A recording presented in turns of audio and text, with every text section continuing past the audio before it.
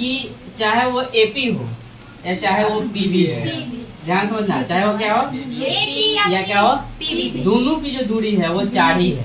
दोनों की दूरी क्या है? 4। तो इस स्थिति में सिद्ध करके बताना कि x का वैल्यू 0 होना चाहिए और y का वैल्यू +-√7। तो हम सभी जानते हैं कि इस समीकरण के रूप में आएगा। एक समीकरण हल करेंगे तब जाके दूसरा का हमारा मान निकलेगा। तो एपी तो मतलब यही ना हुआ, और जैसे यहाँ पे PQ था वैसे यहाँ पे क्या है, एपी है। तो सूत्र सब में लिखना तो जरूरी नहीं है। x1 - x2 का होल स्क्वायर है, तो x1 के जब इसमें -3 है, क्या है, और इसमें -x है, तो -x का क्या कर दिए, होल स्क्वायर। यहाँ कितना है, 0। यहाँ माइनस में क्या करेंगे, y, इसका क्या करेंगे, होल स्क्वायर। बराबर में 4, यहाँ दोनों तरफ पोल करने पड़ी, ध्यान जरूर रखना, दोनों तरफ क्या करने पर।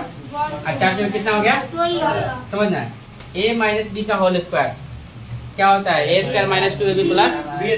तो 3 के स्क्वायर 3 तिहाई 2ab करेगा 3 × 6 प्लस x² प्लस y² बराबर 16। इसको समीकरण रहने दो, एक लाइन क्या रहने दो, समीकरण क्या रहने दो इसको, समीकरण 1। हाँ, फिर यहाँ देना पीबी, क्या लेना है, पीबी। तो पीबी में यहाँ x है, तो x माइनस क्या लिखेंगे, 3 का क्या लिखेंगे, होल स्क्वायर। यहाँ पे ये भी, इसका भी स्क्वायर करेंगे, इसका भी, दोनों तरफ पर करने पर, क्या करने पर, और फिर y - 0 का होल स्क्वायर, y माइनस किसका, 0 बराबर कितना हो जाएगा, इसका भी 4 जगह कितना होगा, 16। ये x² 3 × 6x 3 तिहाई और y² बराबर में क्या आ गया। अब हम एक बात समझ रहे हैं कि y² यहाँ भी है और y² क्या है, तो क्यों ना हम y² का मान पुट कर दें। तो ऐसी स्थिति में हम लोग यहाँ लिख सकते हैं y² बराबर 16, अब माइनस में कौन जाएगा, 9, माइनस में कौन जाएगा, 6x, और माइनस में कौन जाएगा, x²।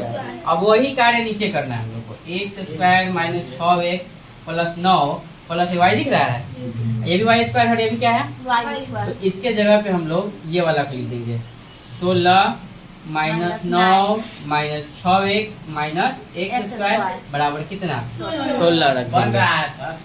और उसके बाद जो है, अब ध्यान से देखो, x² माइनस में है, ये प्लस में, स्क्वायर वाला काट दे। अच्छा, ये भी माइनस में, ये भी माइनस में है, दोनों को जोड़ देंगे तो 6 कितना हो जाएगा, 12 x हो जाएगा। ध्यान से देखना, ये प्लस में 9 है, आई माइनस एक को स्वाहा कर देते हैं क्या। और एक दिमाग हमने लगाया कि जो प्लस 16 है तो उधर भेजेंगे तब माइनस, तो 16 में से 16 घटेगा तब 0 को किसी से भी भाग करो क्या होगा, 0। इस प्रकार से हमें आ गया कि x बराबर क्या चाहिए, 0। और यहाँ भी क्या आ गया, 0। एक तो मेरा प्रूफ हो गया। अब बच गया कौन, y। तो ये एक लाइन हमें मेहनत और करना पड़ेगा कि जो ये वाला सवाल था, ध्यान से देखना, ये काम पहले नहीं करना है, ये काम कब करना है, बाद में। कब, जब x का वैल्यू आ जाएगा तब, क्लियर ना।